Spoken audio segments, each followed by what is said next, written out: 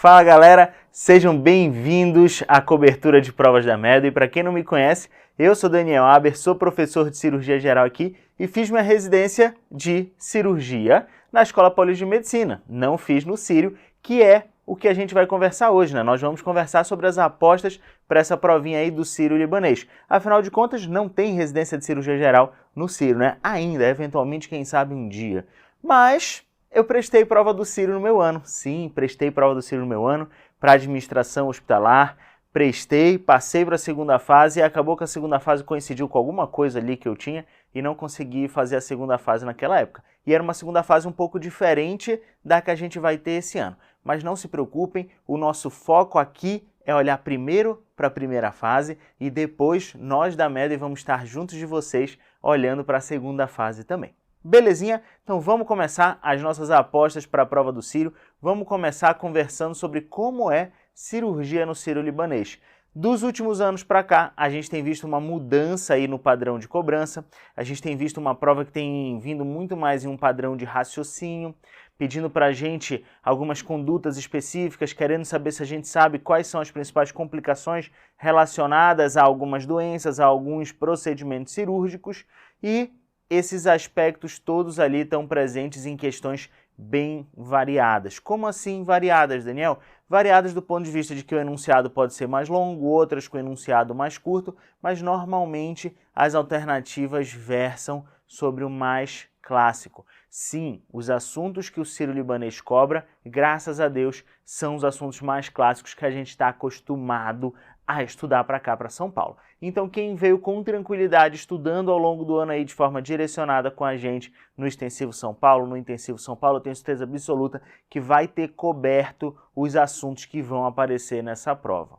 E no último ano para cá, né, a gente teve o surgimento aí de diversas imagens na prova e eu acredito fortemente que a prova do Sírio vai ser uma prova que vai se manter com imagens. Não creio que vão ser tantas imagens quanto o Einstein, acredito que vão ser imagens mais pertinentes ali só para corroborar o que o enunciado já vem contando de história, não para confundir, não para fazer nada disso, mas sim vão estar presentes imagens nessa prova.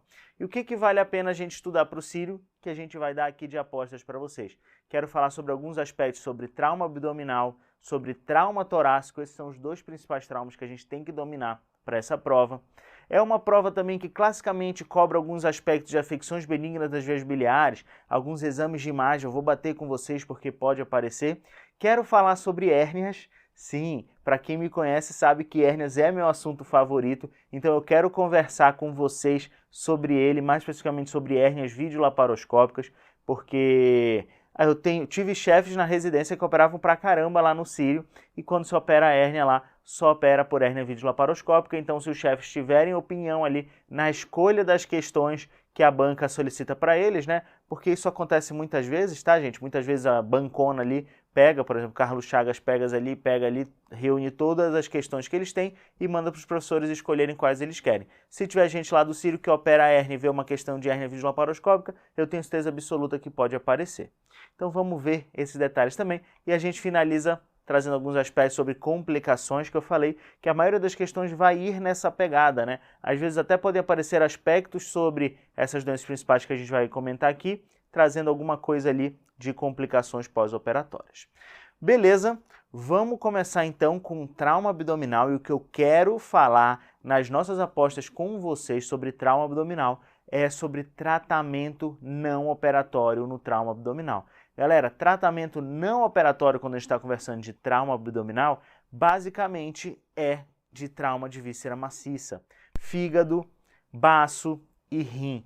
Esses são os três órgãos ali que a gente consegue, mesmo tendo alguma lesão, sendo ela de menor grau, em um paciente com estabilidade hemodinâmica, a gente pode oferecer o famoso TNO, o tratamento não operatório. E estabilidade hemodinâmica é a palavra-chave, galera, é a palavra que a gente tem que levar na nossa mente. Lembrando que além da estabilidade, normalmente esses pacientes não podem ter sinais de peritonite, tá? Sinais de peritonite, porque isso aqui é uma coisa que a gente confunde algumas vezes. Porque se o paciente está estável, mas com peritonite, eu posso eventualmente levar ele para uma tomo para me ajudar na decisão cirúrgica ali. Mas dificilmente eu vou evitar, eu vou conseguir fugir, eu vou escapar dessa necessidade de cirurgia. Beleza? E aí, galera, tendo essa estabilidade hemodinâmica, vamos deixar bem pontuado que o que a gente precisa ter realmente é uma ausência de indicações precisas ali para mandar esse paciente para a laparotomia aqui. E a gente não pode ter também lesões associadas que necessitem de intervenção cirúrgica. Me dá um exemplo, Daniel. Por exemplo, se a gente tem uma lesão de baço, que a gente poderia oferecer para ele um tratamento não operatório. Olha que o que eu vou falar agora é super controverso, hein? Então, a gente tem uma lesão de baço que a gente poderia oferecer para o paciente o tratamento não operatório, tá? A gente poderia, mas eventualmente a gente vai ter que abordar alguma outra coisa ali. Será que não vale a pena eu dar uma olhada como está esse baço? E esse conceito já foi cobrado em prova de R3 do SUS São Paulo, tá? Já foi cobrado em prova de R3 do SUS São Paulo. E um paciente que ia ser abordado por outro motivo, tinha uma lesão de baço, aí optava por dar uma olhada em como estava o baço também. Não acredito que a gente vai abordar, muito cuidado, porque se não for uma abordagem específica, que vai acarretar algum acometimento ali, que vai ter alguma relação específica com o órgão que está sendo acometido, a gente não precisa abordar. Então, se aparecer alguma questãozinha, que parecer que não tem resposta, mas tiver uma resposta ali que é abordar uma lesão porque vai operar alguma outra coisa próxima ou dentro da barriga, lembrem que pode ser essa a resposta.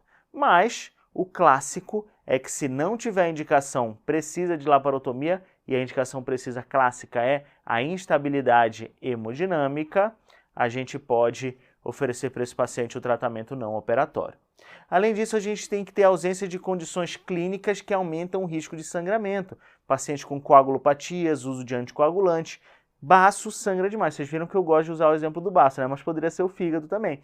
Fígado e baço sangram demais. Se eu tenho um paciente que muitas vezes está usando aí um anticoagulante ou está antiagregado por algum motivo cardiológico, digamos, a gente pode necessitar oferecer para ele, muitas vezes, mesmo com uma lesão de baixo grau, sem evidenciar nada na tomografia, uma arteriografia. Mas eu vou entrar mais no detalhe sobre isso já já.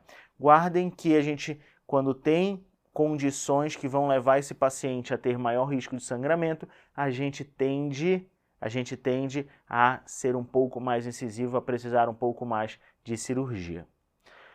Beleza? E como a gente trata esses pacientes aqui? A gente manda eles para UTI, lógico, a gente manda eles para UTI, e a gente pode eventualmente precisar de alguns arsenais terapêuticos aí. A gente pode precisar de uma arteriografia, a gente pode precisar, se esse paciente evoluir mal, de uma cirurgia, a gente com certeza vai precisar de sangue, muitas vezes esse paciente já chega ali num choque grau 3, que a gente sabe que a gente vai precisar transfundir. Então tudo isso aqui tem que estar disponível no serviço para a gente poder oferecer o tratamento não operatório para esse paciente.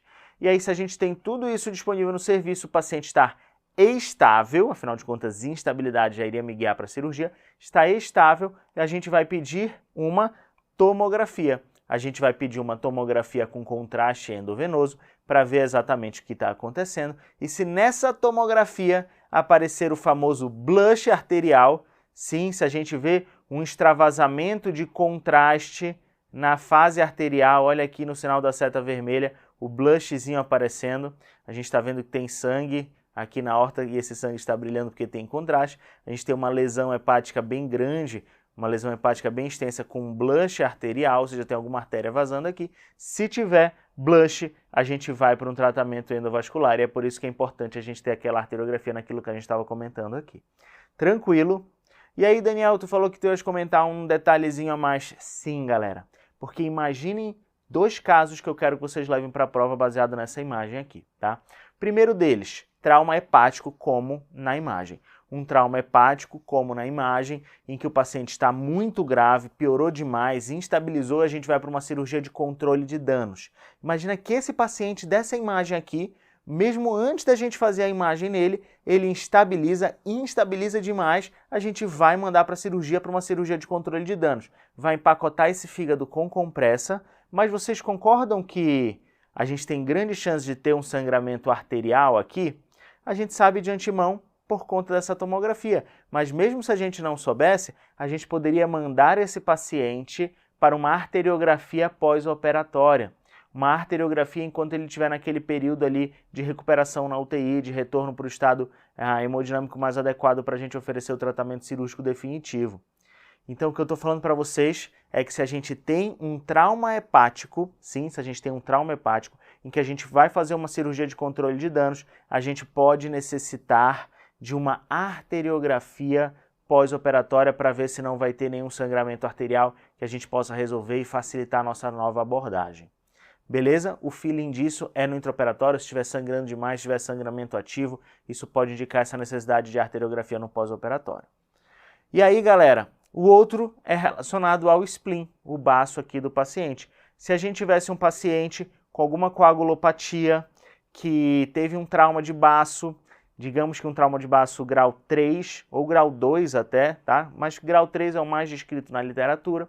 Um trauma de baço grau 3, que mesmo sem blush na arteriografia, por ele ter essa coagulopatia, essa condição de base aí que facilita ele a ter sangramentos, a gente pode mandar ele para uma arteriografia também, beleza? Então a gente tem o clássico, blush arterial, indicando a arteriografia, mas se a gente tiver uma cirurgia de controle de danos extensa, em que a gente vê um sangramento possivelmente arterial, a gente pode mandar o paciente para arteriografia na sequência também.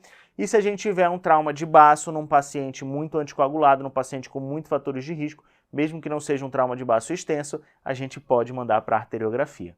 Só para a gente não associar só blush à necessidade de arteriografia. Tranquilo, amarramos essas três situações aí, vamos seguir em frente com trauma torácico. E o que eu acredito fortemente que pode aparecer sobre trauma torácico é ele, o famoso pneumotórax hipertensivo, galera. Pneumotórax hipertensivo, a gente já teve até algumas provas esse ano perguntando qual é a principal causa na atualidade de pneumotórax hipertensivo, né? E é realmente paciente que tem um trauma torácico com alguma lesãozinha de pleura visceral, sendo submetidos à ventilação mecânica, e aí essa lesão se expande e vira um pneumotórax hipertensivo. O que está acontecendo aqui na fisiopatologia, galera? Tudo vai começar ali com aumento da pressão, né, do próprio pneumotórax hipertensivo, levando a um desvio do mediastino. Esse desvio do mediastino vai levar a uma compressão do pulmão ipsi e contralateral, vai empurrar tudo para o outro lado, vai, nesse empurra-empurra, acotovelar as veias ali, principalmente as veias cavas, tanto inferior quanto superior. Isso vai levar a um baixo débito cardíaco e por conta da gente ter essa compressão pulmonar também, essa falha aí de possibilidade de ventilação por compressão e desvio, a gente vai ter hipóxia. Quando a gente junta hipóxia com baixo débito cardíaco, é a receita para morte. Então a gente precisa conseguir corrigir isso, né? A gente precisa corrigir isso e a gente tem aqui a nossa famosa pêntade do pneumotórax hipertensivo. Instabilidade hemodinâmica, turgência jugular, timpanismo à percussão, a ausência de murmúrios vesiculares, as bancas adoram colocar isso aqui, né? Para a gente tentar diferenciar entre pneumotórax e hemotórax.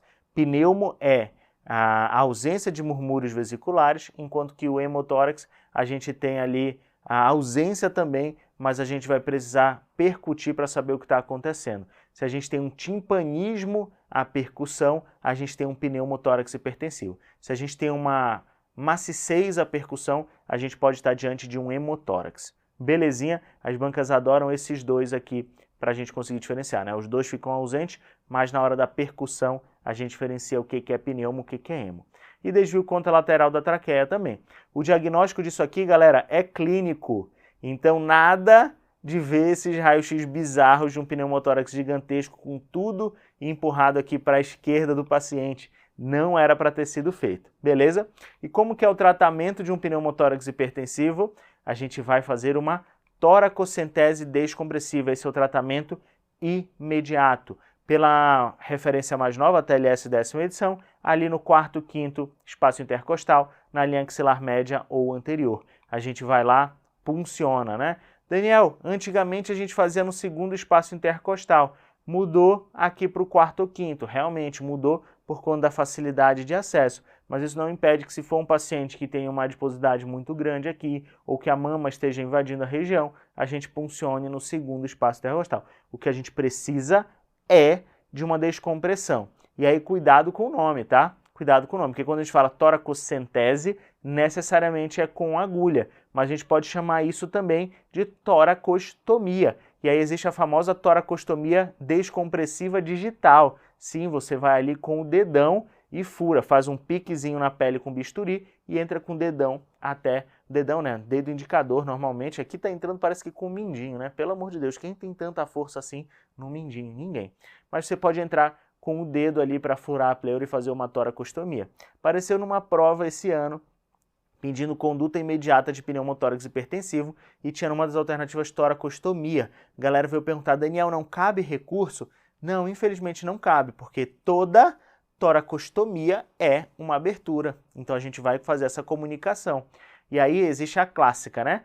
Toda toracocentese é uma toracostomia, mas nem toda toracostomia é uma toracocentese, porque existe a toracostomia com drenagem pleural fechada, que é o nosso famoso dreno de tórax em selo d'água. E esse é o tratamento definitivo. A gente vai drenar ali no quinto espaço intercostal, na linha axilar média anterior, tranquilamente entra, drena, resolve.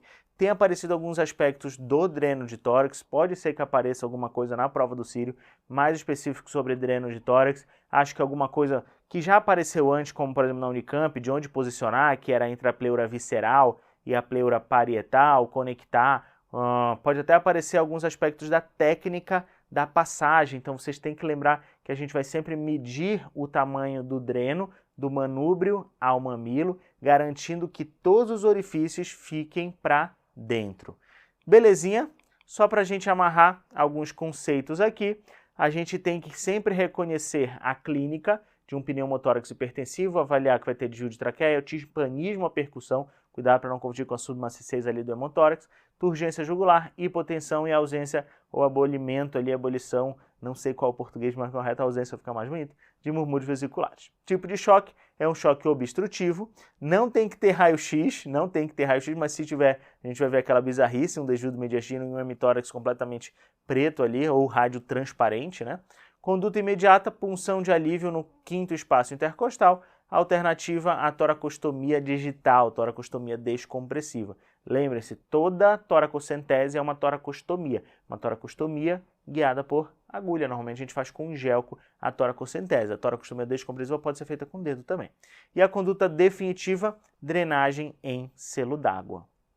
Mais um assunto para a gente conversar agora é ele, queridinho da prova do Círio nos últimos anos, então a gente tem tudo para acreditar que vai continuar caindo, que é a coledocolitíase, galera. Quando a gente está falando de coledocolitíase, a gente tem que lembrar, normalmente vai aparecer um caso clínico de um paciente em que vai estar descrito que tinha uma dor abdominal, normalmente pós-alimentar, vai dar para a gente alguns exames para a gente quantificar o risco desse paciente ter litíase coledoxiana, tá? E aí, se a gente avaliar que ele tem um alto risco, isso pode guiar a gente a necessitar de alguns exames, enquanto que se a gente tem um risco intermediário ou baixo risco, a gente vai seguir por outros caminhos que eu já vou contar para vocês já já. Mas o que é o alto risco? São aqueles que a gente já no ultrassom visualiza um cálculo no colédoco, aí tem que estar tudo muito bem preparado, e tem que ter sorte para conseguir ver um cálculo no ultrassom, porque é difícil.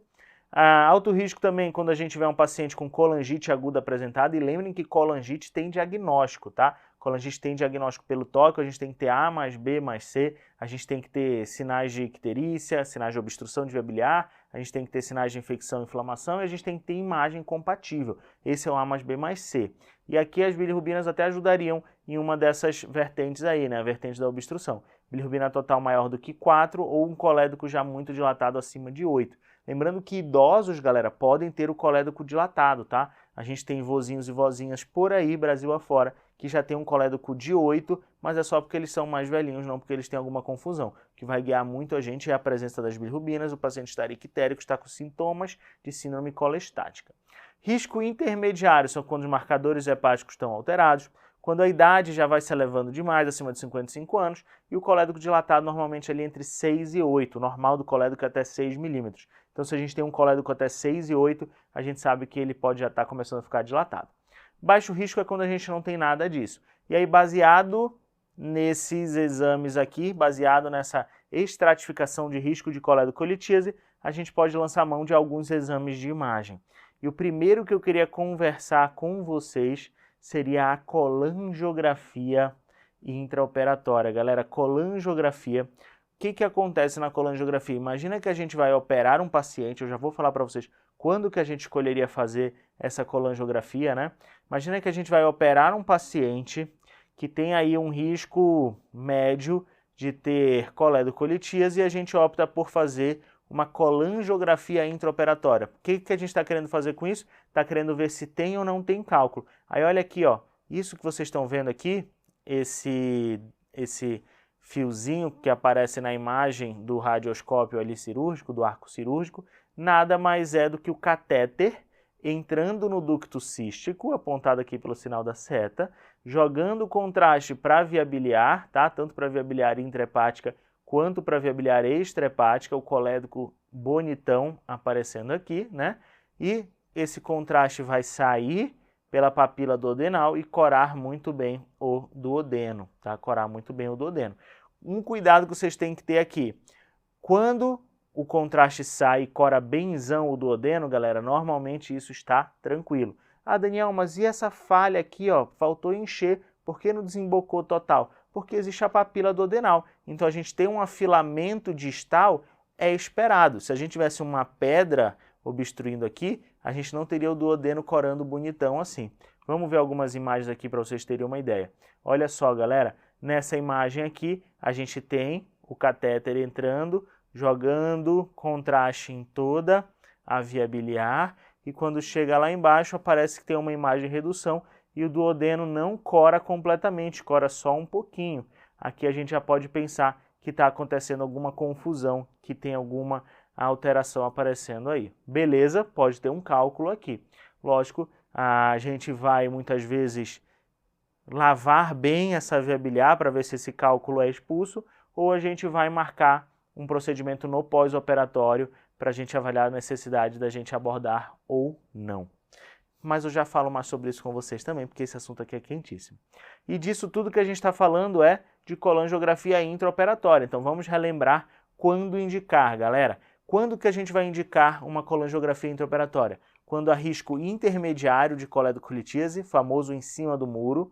Quando uma colangiorressonância ou um ultrassom endoscópico que ajudaria a gente a ver ali a via biliar do paciente no detalhe estão indisponíveis. E já que a gente está falando dele, ultrassom endoscópico, galera, em prova e pode aparecer no cílio, é um clássico exame que a gente vai pedir em casos em que a gente tem uma pancreatite de origem indeterminada. Então imagine um paciente fazendo uma pancreatite, a gente faz um ultrassom e a vesícula dele não tem cálculos. Pelo amor de Deus, isso pode ser uma pancreatite por microlitíase. Então a gente vai lá e faz um ultrassom endoscópico. Mas a gente está falando de coledocolitíase aqui, né?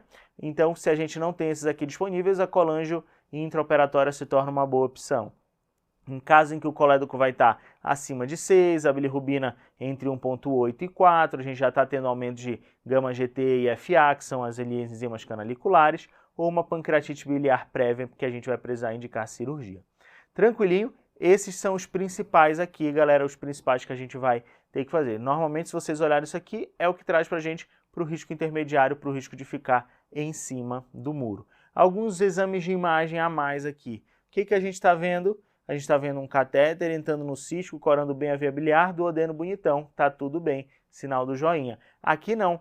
Cadê o contraste no duodeno? Não está saindo nada pela papila, então a gente tem alguma lesão aparecendo bem aqui. Beleza? Deve ter um cálculo impactado pouco antes da papila duodenal nesse caso aqui. Outra imagem de colangiografia que já apareceu no cílio, olha só que belezinha. Daniel, como eu poderia reconhecer que isso aqui é uma colangiografia? Olha só o trocáter, olha só a bola do arco cirúrgico ali que faz o raio-x na hora. E aí a gente tem a via biliar corando muito bem e chegando no duodeno também, corando perfeitamente o duodeno, aparentemente tudo tranquilo nessa via biliar aqui. E a colangiorressonância? A colangiorressonância é um exame que a gente vai pedir normalmente pré-operatório, né? A colangiorressonância a gente vai pedir antes da cirurgia. A gente pede a colangiorressonância quando a gente está com dúvida diagnóstica. São exames que a gente vai pedir para aqueles pacientes que também estão em cima do muro e que a gente tem a possibilidade de fazer esse exame antes de mandar para uma CPRE, porque uma CPRE é invasiva. Uma CPRE vai ter aí possíveis complicações, né? Pode ter sangramento gastrointestinal por conta da papilotomia, que faz um cortezinho na papila, então sangra dali, pode ter perfuração do duodeno e pode ter principalmente pancreatite pós-CPRE. Então por isso que é excelente a gente começar com uma colangio-ressonância antes. E o que a gente está vendo aqui, ó? Vesícula biliar bonitona, tá? E aqui a gente não usa contraste não, tá?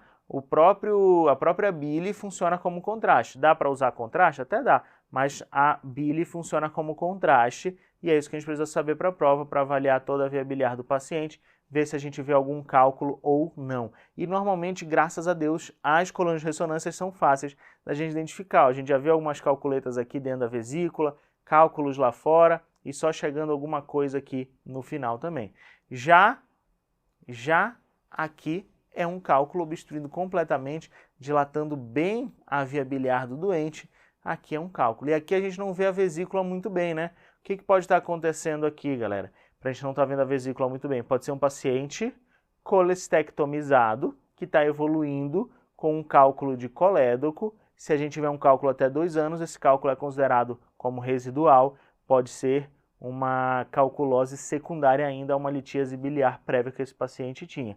Porque lembrando que para um paciente fazer calculose primária de colédoco, tem que ter infecção forte na jogada, tem que ter algum outro fator que vai levar a uma estase da bile ali no colédoco. Normalmente esse colédoco vai ficando dilatado demais e aí faz os cálculos primários de colédoco. Belezinha? O mais comum é tudo ser secundário. E a CPRE? A CPRE, galera, são reservadas para os pacientes que a gente já tem um alto risco de ter coledocolitíase. Altíssimo risco, a gente pode indicar direto CPRE. Cuidado, que se a gente está pensando em indicar CPRE direto, a gente tem que ter certeza que esse paciente vai aguentar o procedimento, que não tem nenhuma outra complicação acontecendo. Beleza? O que a gente vai fazer na CPRE desse paciente? A gente vai passar o endoscópio, sim, é uma endoscopia, vai chegar ali na papila duodenal, vai fazer a papilotomia que eu estava contando para vocês, e aí a gente vai jogar contraste de baixo para cima na via biliar. E aí se tiver alguma coisa no meio do caminho, a gente vai conseguir enxergar como a gente está enxergando um cálculo aqui. Para saber que a imagem é uma imagem CPRE, vocês vão ver o endoscópio lá dentro, galera. Olha só o endoscópio dentro da imagem, também é com arco cirúrgico que fica ali acompanhando o procedimento. Então fica a bolinha e aí a gente vê o endoscópio jogando contraste e tem aqui uma imagem em redução e um colédoco que está até um pouquinho dilatado. Essa aqui é a CPRE. E o tratamento dessa coledocolitíase? O tratamento é fazer essa limpeza da árvore biliar e resolver a causa. Se esse paciente está fazendo uma coledocolitíase porque ele tem litíase biliar e está saindo da vesícula para o colédoco, tem que fazer a colestectomia. Então existe o combo clássico que é CPRE seguida de colestectomia. Esse é o paciente muitas vezes que chega com alto fator de risco ali para a coledocolitíase, a gente manda para a CPRE e na sequência já agenda a colestectomia. Quais são as indicações? Quando a gente já tem esse diagnóstico, risco alto e intermediário, em que a gente pode submeter esse paciente a um exame prévio aqui no intermediário com uma colangio-ressonância para mandar para a CPRE na sequência e fazer a colestectomia com segurança no final de tudo. Ou se a gente tem uma coledocolitíase pós-operatória, né? E aí imagina que a gente faz uma colestectomia, no pós-operatório, por a gente ter manipulado às vezes a vesícula, acaba saindo um cálculo para o colédoco e a gente tem que pedir uma CPRE no pós-operatório. E pode fazer, tá, galera? Pode fazer. Muita gente fica com receio de fazer CPRE no pós-operatório, achando que vai abrir o clipe, mas se a gente clipar direitinho o cístico ali no momento da colestectomia, aguenta a pressão normalmente. Quais são as vantagens da gente fazer esse exame, que é tanto terapêutico quanto diagnóstico aí, a CPRE? É minimamente invasivo, evita a manipulação cirúrgica da via biliar, é sensacional. Quais são as desvantagens? Pode falhar em cálculos grandes, múltiplos e intrahepáticos, e o Círio já cobrou esse detalhe, já cobrou o detalhe de uma paciente que era gestante, tinha tentado tirar um cálculo por CPRE, não tinha dado certo, e se não deu certo por CPRE, galera, não adianta ficar insistindo demais. Às vezes a galera da endoscopia até deixa um stent ali dentro para tentar dar uma dilatada e puxar o cálculo com mais facilidade, mas num contexto de gestação é melhor resolver o cálculo do que piorar a confusão que pode acontecer com ela lá na frente. E a gente iria para uma abordagem cirúrgica da via biliar, que eu vou falar já já. Não pode ser usado em pacientes com alteração da anatomia gástrica ou duodenal. clássico bypass gástrico, né, em Y de Roux. A gente não consegue fazer CPRE em pacientes com bypass gástrico, mas cuidado, é o bypass, tá? BIRRO 1, BIRRO 2 a gente consegue. Então já apareceu em prova esse ano, querendo que a galera contraindicasse por ser um B2, um BIRRO 2, mas consegue. Complicações que eu falei para vocês, pancreatite, perfuração, sangramento e até mesmo colangite.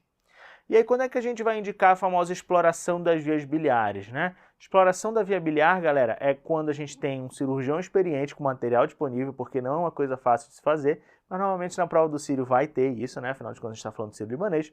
Quando a gente tem cálculos no colédoco proximal, quando esses cálculos estão muito grandes que a gente não vai conseguir abordar. Daniel, o que é muito grande? Imagina um colédoco de 3 centímetros com um cálculo de 3 centímetros lá dentro.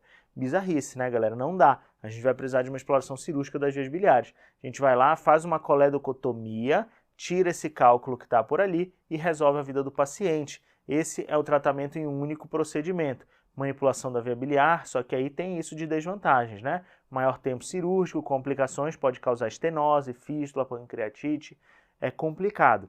E aí, nesse caso que eu estava falando para vocês, um cálculo muito grande de 3 centímetros, num colédoco de 3 centímetros, só explorar essa via biliar não vai resolver, porque a gente vai tirar o cálculo, mesmo se a gente fechar ali, o que vai acontecer? Vai formar novo cálculo, porque já está muito dilatada essa via biliar. E aí a gente vai oferecer para o doente o quê? Uma derivação biliodigestiva. E é justamente isso que a gente tem como indicação, múltiplos cálculos impactados, cálculos intrahepáticos, cálculos grandes, primários do colédoco, a gente vai lá e deriva realmente a via biliar do paciente para alguma alça intestinal. Pode ser para algum jejum que a gente conseguir puxar e às vezes reconstruir em Y de Roux, depende muito da anatomia. Às vezes a gente consegue soltar um pouco do duodeno e levar para lá e fazer uma colédoco-duodenoanastomose em diamante. É isso que vocês estão vendo aqui. Bem linda essa cirurgia de ser feita, bem delicada, é sensacional mesmo aí. Operar via biliar é para quem sabe de verdade.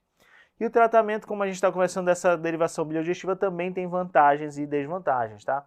A vantagem é uma melhor drenagem a longo prazo e a desvantagem, uma manipulação da via biliar, que pode ter aquelas mesmas complicações, a gente está mexendo em tudo lá dentro. Tranquilinho, coledocolitise era isso, galera, era isso que eu tinha para comentar com vocês. São alguns aspectos bem importantes que já apareceram na prova do Círio, e eu sei que tem muita gente que se confunde com outras grandes provas aqui de São Paulo, mas o Círio segue o padrãozinho de que se tiver um alto risco, a gente vai para a CPRE, tá? Só que se não tiver CPRE nessas alternativas, fiquem tranquilos que pode ser que seja uma colangiorressonância ali. Vamos ver o que aparece, a gente vai estar junto com vocês entendendo aí. Mas pelas questões anteriores que a gente já viu do Círio, normalmente segue esse padrão.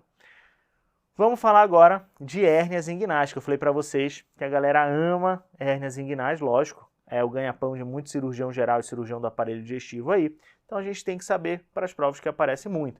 E a gente sabe que quando a gente está falando de hérnias inguinais, a abordagem videolaparoscópica é o que a gente tem de estado da arte, é o que tem de mais moderno, né? Cada vez mais indo até mesmo para abordagem laparoscópica por robô. Mas na prova não vai cair nenhum aspecto de robô, né? Quer dizer, acredito que não, até porque seriam os mesmos princípios da videolaparoscopia que a gente teria que ter em mente. Mas o que a gente tem que saber dessas hérnias aqui?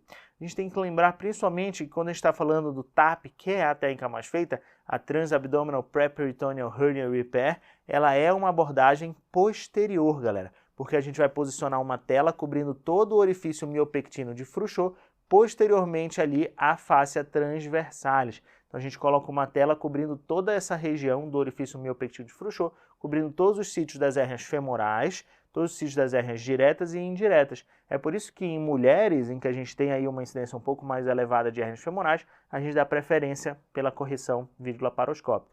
E existe a sistematização, que é daquele artigo que eu estava mostrando para vocês, para a gente entender o que tem em cada região, né? Lembrando que pode cair sim para a gente identificar o que está acontecendo, e sempre que a gente estiver diante de uma imagem, a gente vai ter que pensar o que é medial, onde estaria o reto abdominal nessa imagem. E aí o que eu falo para vocês é, olhem onde tem mais gordura. Onde tem mais gordura, onde está mais amarelado, onde está um pouquinho mais espesso, se a imagem for em preto e branco, normalmente é aqui que tem mais gordura, é aqui que é a meiuca do paciente, é aqui que a gente vai ter o reto abdominal.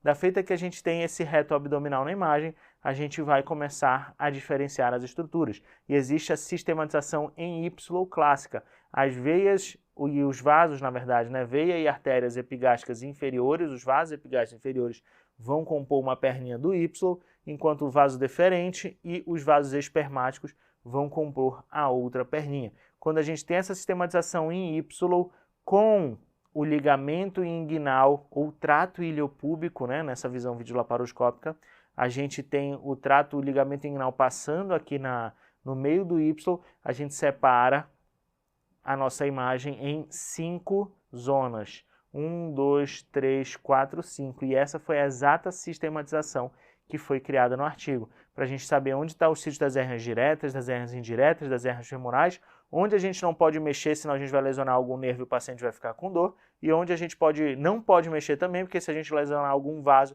o paciente vai sangrar até morrer. Então a gente tem que lembrar da sistematização. O mais clássico que podem perguntar para a gente é onde é o sítio das hérnias diretas, indiretas, lembrar dessas estruturas aqui para a gente reconhecer e mandar muito bem, tá?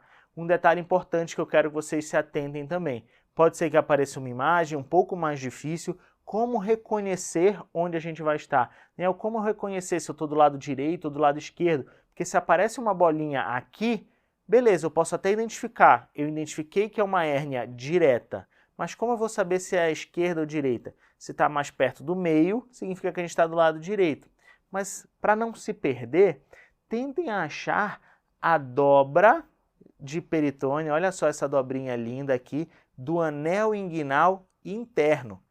Se vocês conseguirem achar essa dobrinha de peritônio do anel inguinal interno, vocês vão saber que o que está para lá dos vasos é direta, tá? É direta e direita. Se tivesse para cá dos vasos, seria direta e esquerda. Esse aqui é o anel inguinal interno direito do paciente. Sim, a gente está olhando o lado direito do nosso paciente, porque o reto abdominal está aqui no meio. Então, se o anel inguinal interno, dica para a prova para vocês agora, ó, se o anel inguinal interno, essa dobra de peritônio bonitinha, estiver à direita dos vasos epigástricos inferiores, significa que a gente está do lado direito do paciente. Se essa dobrinha tivesse à esquerda dos vasos epigástricos inferiores, significaria que a gente está à esquerda do paciente. Tranquilo? É assim que eu acho que vocês podem memorizar nessa reta final para acertar caso apareça alguma coisa de imagem.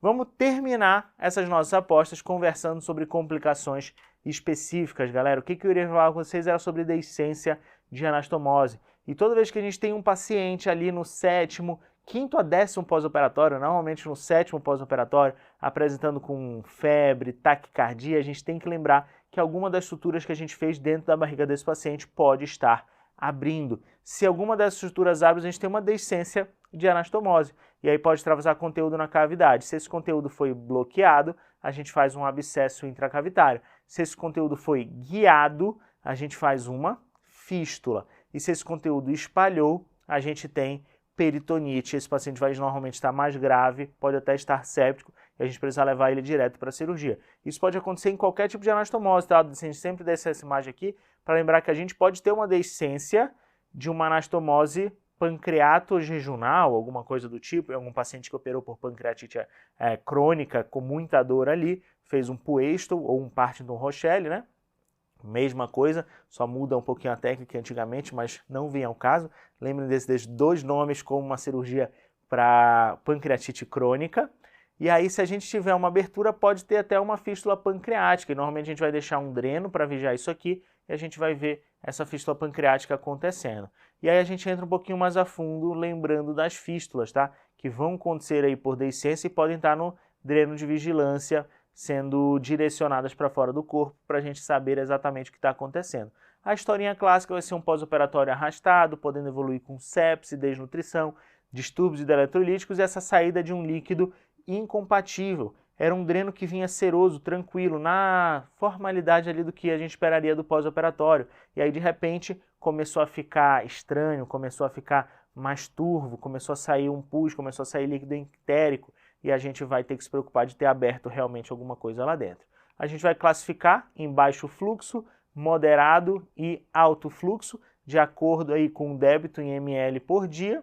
E a gente vai dar o diagnóstico normalmente com a clínica do paciente. Sim, a clínica é fundamental. O que eu estava contando aí para vocês, desse paciente vir se apresentando, tranquilo, e no 7º começa uma taquicardia, uma febre não explicada. Se ele estiver estável, a gente consegue fazer uma imagem, a gente pode fazer uma tomografia, ou ainda se a gente tiver uma fístula interoatmosférica que tenha surgido um pouco mais posteriormente, até mesmo uma fistulografia, que é justamente para estudar o trajeto dessa fístula. Qual que é o tratamento, galera? O tratamento normalmente é conservador, na maioria dos casos, 40% a 80% dos casos vão se resolver, principalmente se a gente tiver uma fístula guiada em um paciente com algum tipo de ostomia de proteção, e a gente basta deixar eles em jejum, fazer uma reposição hídrica, corrigir distúrbios eletrolíticos, fazer um suporte aí parenteral preferencialmente, se a gente não conseguir realimentar eles rapidamente, e antibiótico se necessário, tá? Se esse paciente começar a apresentar febre, tiver uma piora do quadro, mas normalmente ele já estaria com antibiótico pelo pós-operatório da cirurgia abdominal extensa, que está tendo uma fístula porque teve confusão que estava acontecendo lá dentro, né? Lembrando que se formar um abscesso, mesmo a gente não tendo deixado um dreno, a gente pode lançar mão de uma drenagem percutânea para resolver o problema ali e não precisar que esse paciente passe por uma cirurgia grande na sequência. Belezinha? Galera, a gente tem que lembrar do tratamento também, e aí eventualmente, né, continuar o tratamento na verdade, eventualmente aquilo que a gente estava conversando não vai resolver e a gente vai precisar mandar esse paciente para a cirurgia. E quando que a gente vai precisar mandar? Se tiver peritonite, sepse, se for uma deiscência de parede muito extensa, tá? Se a gente tiver um paciente eviscerado já, porque afinal de contas é isso que acontece, galera. Muitas vezes começa uma fístulazinha pequena lá dentro, começa a irritar o peritônio, que irrita a aponeurose, faz uma deiscência de aponeurose e a gente precisa reabordar o paciente. Ou se a gente tiver diante de tudo aquilo e não está resolvendo de jeito nenhum. A gente vai lá, identifica onde tem essa fístula, pode precisar fazer uma fistulectomia, que é abrir o trajeto dessa fístula, retirar ela, reconstruir o que precisar reconstruir, para dar certo e esse paciente evoluir bem. E já que a gente está falando de fístulas, vamos relembrar daquelas características de fístulas, de acordo com o trajeto, se elas vão ter uma cicatrização favorável ou desfavorável, que pode aparecer uma descrição numa questão um pouco mais teórica sobre isso aqui. E o bizu, galera, é lembrar de encanamento, tá? Sim, é lembrar de encanamento. O que é mais fácil quando a gente está pensando em abordar um vazamento na parede da nossa casa? Se o cano estiver do lado de fora, é mais fácil. Então, se a gente tem o cano dentro da parede, é mais difícil. O que significa o cano estar dentro da parede? Significa que o trajeto é epitelizado, galera. Se a gente tiver um trajeto epitelizado, como um cano dentro de uma parede, é mais desfavorável. O que vocês acham que é mais fácil? Abordar um cano longo, que a gente vê todos os aspectos dele, ou abordar um cano mais curto, que está escondido em algum canto? É lógico abordar um cano longo. Imagina ainda mais se esse cano longo for sozinho, né? For único. É só tirar ele e botar outro lugar. Agora, se for um cano curto, cheio de trajetos e ramificações ali, um monte de conexão, é bizarro também. Trajetos múltiplos a gente não consegue resolver. Beleza? Esses são os principais. Momento final do print para vocês sobre esses aspectos. Pode aparecer alguma questão mais teórica. E era isso que eu tinha para falar com vocês sobre as nossas apostas para o sírio-libanês. Espero que vocês tenham curtido. Se ficou alguma dúvida, vocês já sabem que a gente está junto até o final. Pode mandar no Instagram lá para mim, danielaber.medway. Me segue lá, eu estou sempre trazendo conteúdo novo, conteúdo de coisa boa que tem aparecido nas provas. E a gente vai mandar bem juntos, a gente vai se encontrar no jantar dos aprovados, porque vocês vão ser residentes onde vocês mais sonham. Se for no Sírio, lá ou estarão ano que vem. Beleza, galera? Um beijo no coração de cada um de vocês.